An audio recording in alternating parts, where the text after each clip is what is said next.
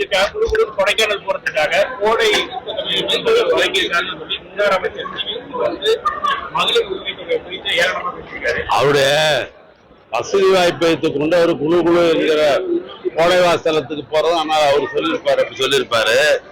தமிழ்நாட்டு முதலமைச்சரை பொறுத்தளவுக்கு அப்படி அல்ல. இந்த 5,000 ரூபாய் பணத்தை வைத்துக் கொண்டு அந்த குடும்பத்துல அவருடைய தேவைகளை பூர்த்தி செய்து கொள்ள முடியும். இந்த 5,000 எதிர்பார்த்து இருக்கிற குடும்பம் பல குடும்பம் தமிழ்நாட்டில் இருக்கிறது, கோடிக்கணக்கான குடும்பம்.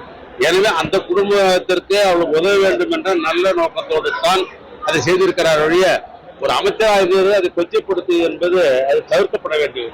வரி வந்து அதிகமாக இருக்காங்க, அதனால வந்து அதிமுக ஆட்சி அமைக்க உடனே கருணை உதவித்தொகையா 10,000 ரூபாய் வழங்கப்படும் சொல்லிட்டு அதிமுக தேர்தல் வாக்கு அதிமுக பொதுச் செயலாளர் சட்டமன்றத்திலேயே ஏற்கனவே 2011, 2016, 2021 3 தேர்தல் அறிக்கையில அதிமுக எதையெல்லாம் செய்ய தவறியது என்பதை சட்டமன்றத்தில் நான் பட்டியல்பட்டு சொல்லிவிட்டேன். அதனால வந்து தேர்தல் அறிக்கையில் சொல்றவங்க எப்பயும் செய்யறது இல்லை. பிளே ஸ்டோர் மற்றும் ஆப் ஸ்டோரில் இருந்து பாலிமர் செயலியை QR கோடு மூலம் பதிவிறக்கம் செய்யுங்கள். செய்திகளை உடனுக்குடன் பெறுங்கள்.